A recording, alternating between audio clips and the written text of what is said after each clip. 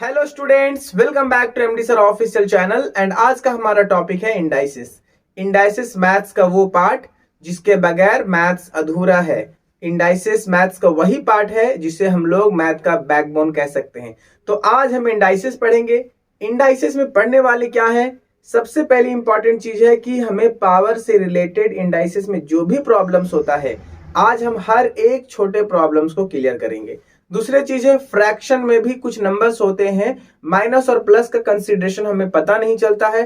तो हम आज हर छोटे प्रॉब्लम्स को क्लियर करेंगे ताकि आप अगर फ्यूचर में न्यूमेरिकल्स करें तो आपकी 0% चांसेस हो मिस्टेक होने के।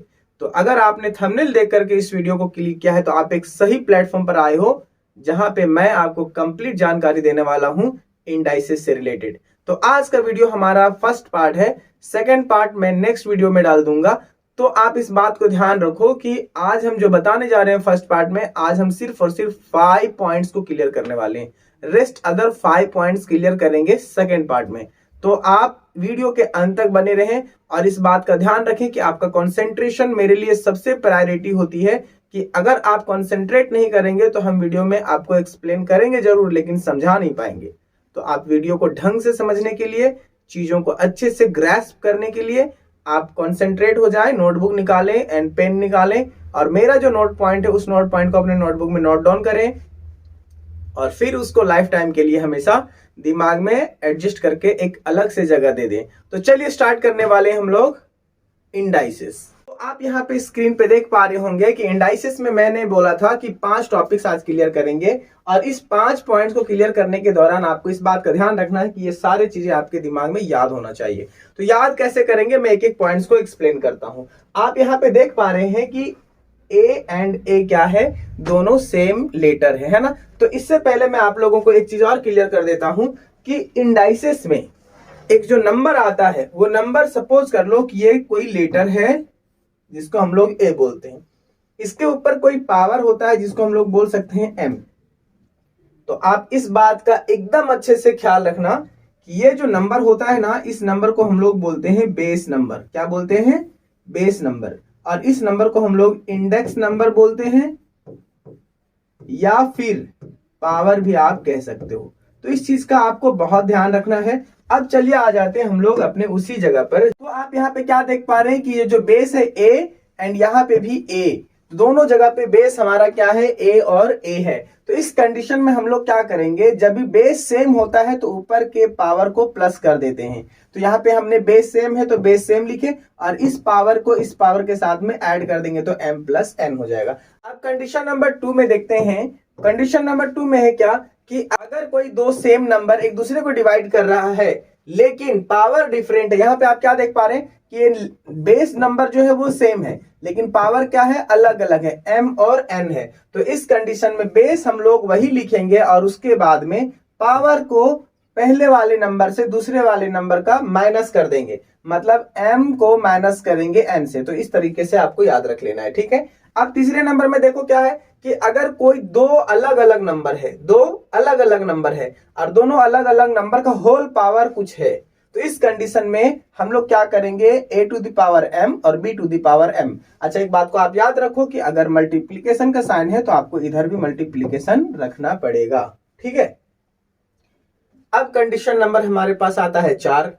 4वें नंबर पे हम क्या देख रहे हैं कि a to the power m है, bracket whole to the power n। तो इस कंडीशन में क्या करते हैं कि अगर ब्रैकेट के अंदर जो पावर है वो और ब्रैकेट के बाहर जो पावर है वो, उस दोनों पावर को हम लोग मल्टीप्लाई कर देते हैं। क्या करते हैं? मल्टीप्लाई कर देते हैं और बेस नंबर वो a है वही रहेगा, ठीक है। अब हम स्टार्ट करते हैं 5th नंबर में। तो यहाँ पे हम क्या देख पा रहे हैं, एक लेटर है यहाँ पे a और दूसरा भी a ही है। तो यहाँ पे इस कंडीशन में क्या देख रहे हैं कि a इंटू a है, मतलब 1 का पावर है इसमें और इसमें भी 1 का पावर है। तो इस जगह पे अगर हम लोग 1 1 को प्लस कर देंगे, दोनों का सिमिलर, यहाँ पे भी आपने क्या देखा कि अगर a है और a है, दोनों का पावर अलग अलग है तब भी ऐड करेंगे। और जब कोई पावर ना हो, है ना, जब कोई पावर ना हो तो उसके ऊपर एक पावर होता है, एक इंडेक्स वैल्यू होता है। तो दोनों को हम लोग प्लस कर देंगे तो कितना हो जाएगा यहाँ पे? डायरेक्टली 2। दो लेटर है और दोनों सेम है तो इसके पावर्स को हम लोगों को क्या करना है? 1 and 1 को ऐड करके यहाँ पे डायरेक्टली a का स्क्वायर कर देना है। तो चलिए अब आते हैं क्वेश्चंस पे। ये चीजें हैं आपको कॉन्सेप्ट को याद रखने के लिए, है ना। अब हम लोग क्वेश्चन को देखेंगे तो ज्यादा अच्छे से क्लियर होगा। तो चलिए हम इस कंडीशन को क्वेश्चन से रिप्रेजेंट करते हैं और क्वेश्चंस के अकॉर्डिंग जब सॉल्व करेंगे तो हम लोगों को ज्यादा अच्छा से क्लियर हो जाएगा। तो आप यहाँ पे क्या देख पा रहे हैं, जैसे कि मैंने टेबुलर फॉर्म में जो मैंने बताया था, इस टेबुलर फॉर्म को आपको स्क्रीनशॉट लेके रख लेना है और इसको याद कर लेना है। इसका अगर आपने कॉन्सेप्ट को याद कर लिया तो आपको ज्यादा परेशानी झेलने की जरूरत नहीं है। अब हम देख लेते हैं यहाँ पे कॉन्सेप्ट के अकॉर्डिंग हम कुछ नंबर्स को सेट करें। तो कंडीशन नंबर 1 जो था हमारा, इस नंबर को जो बेस नंबर है इसको हम कोई नंबर कंसीडर करते हैं। जैसे लाइक यहाँ पे 4 है, 4 के ऊपर पावर हम लोग 3 ले लेते हैं। m के जगह पे 3 हो गया, मल्टीप्लीकेशन है तो मल्टीप्लाई कर दिए, ठीक है। अब यहाँ पे फिर से 4 होगा क्योंकि बेस दोनों का सेम है। अब n के जगह पे कोई भी नंबर ले लो, n के जगह पे कोई भी नंबर ले लो, जैसे कि हम लोग 5 भी ले लेते हैं। तो इसको जब हम सॉल्व करेंगे तो क्या आएगा, अब देखो यहाँ पे क्या देख रहे कंडीशन कि ये बेस इंटू बेस है, तो बेस लाइन हमारा क्या होगा, बेस ही होगा। तो यहाँ पे क्या हो जाएगा 4, और हम लोग क्या देख रहे हैं कि m प्लस n है, मतलब पावर दोनों प्लस हो जाएगा, तो 3 प्लस 5 हो जाएगा पावर। तो फाइनली जो आंसर आएगा वो क्या आ जाएगा, 4 टू द पावर 5 प्लस 3 कितना हो जाएगा, 8। ये हमारा फाइनल आंसर हो गया। आप सेकेंड नंबर कंडीशन में देख सकते हैं, यहाँ पे क्या है हमारे पास, a to the power m, n दोनों सेम है, इधर m माइनस n। तो यहाँ पे मल्टीप्लीकेशन था तो यहाँ ऐड कर दिए, यहाँ डिवीजन है तो यहाँ पे पावर में माइनस कर देंगे। तो सेम एज इट इज ले लेते हैं हम लोग, इससे कि पावर इस बार हम लोग अलग कुछ लेंगे और बेस को भी अलग लेंगे। जैसे कि बेस की वैल्यू हम 5 ले लेते हैं, ठीक है, और पावर को 2 ले लेते हैं, और डिवीजन है तो डिवीजन डाल देंगे। देख रहे हैं आप, सेम चीजें मैं कर रहा हूँ। उसके बाद a है सेम, तो बेस हमारा सेम है तो सेम नंबर लेंगे। पावर अलग हो सकता है, यहाँ पे हम इसको 4 ले लेते हैं, ठीक है।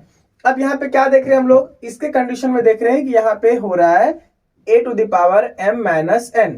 तो यहाँ पे क्या लिखेंगे हम लोग, 5 का पावर m माइनस n, तो मतलब 2 माइनस 4 हो जाएगा, ठीक है। अब जब ये 4 हो जाएगा तो यहाँ पे फाइनल आंसर हमारा जो आएगा वो क्या आएगा, 5 टू दी पावर क्या हो जाएगा, 2 में माइनस 4 करेंगे तो माइनस 2 आ जाएगा। क्या आ जाएगा, माइनस 2। ये हमारा आंसर हो गया, ठीक है।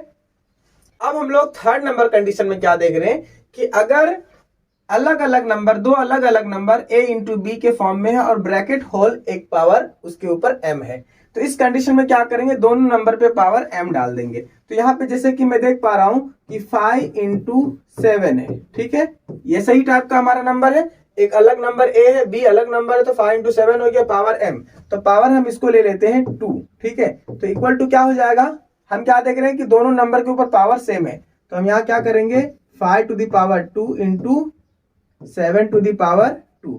अब इसको 5 का स्क्वायर करेंगे तो कितना हो जाएगा, यहाँ पे 25 इंटू 7 का स्क्वायर करेंगे तो 49। जब आप इसको मल्टीप्लाई करोगे तो आपको एक फाइनल आंसर यहाँ पे मिलेगा, वही आंसर हमारा यहाँ पे हो जाएगा, ठीक है। तो आप 25 इंटू 49 को आप मल्टीप्लाई करो। अब यहाँ पे हम क्या देख रहे हैं, फोर्थ नंबर कंडीशन में कि a to the power m bracket whole n power है। तो इस कंडीशन में क्या करेंगे, इन दोनों को मल्टीप्लाई कर रहे हैं। यहाँ पे आप देख पा रहे कि बेस वही है और m इंटू n, मतलब इस m को n से मल्टीप्लाई कर दिए, ठीक है। तो एक नंबर लेते हैं यहाँ पे, जैसे कि 8 लेते हैं, है ना।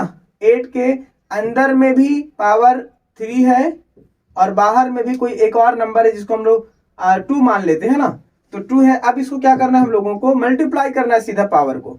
तो 8 का पावर क्या हो जाएगा हमारे लिए, 3 इंटू 2। अब ऐसा क्यों किए, क्योंकि m और n मल्टीप्लाई हो रहा है यहाँ पे, तो यहाँ पे भी 3n इंटू 2 हो जाएगा, ठीक है। अब इसको फाइनली आप ऐसा लिख सकते हो, 8 टू द पावर 3 2 जा 6, और ये आपका आंसर हो गया, ठीक है। अब हम लोग लास्टली क्या देख रहे हैं कि a इंटू a है, इन लोगों के ऊपर कोई पावर नहीं तो 1 हम कंसीडर कर सकते हैं, और इस कंडीशन में पावर को क्या करते, ऐड कर देते। जैसे फर्स्ट कंडीशन में आपने क्या देखा कि पावर कुछ भी हो ऐड करते अगर बेस सेम है, तो यहाँ भी बेस क्या है, सेम है, बेस a है और पावर कुछ नहीं है, तो यहाँ पे हर नंबर के ऊपर एक पावर होता है, दैट इज 1, और उस 1 को प्लस कर देंगे तो हमारे पास क्या आ जाएगा, रिजल्ट सीधा स्क्वायर में आ जाएगा। तो इस बात को आप याद रखो। जैसे कि यहाँ पे हम लोग 8 लेते हैं, 8 के पावर कुछ नहीं है ना, और फिर सेम 8 है, यहाँ पे 8 के पावर कुछ नहीं है। तो जब कुछ नहीं होता है तो हमारे पास एक एक पावर दोनों का होता है।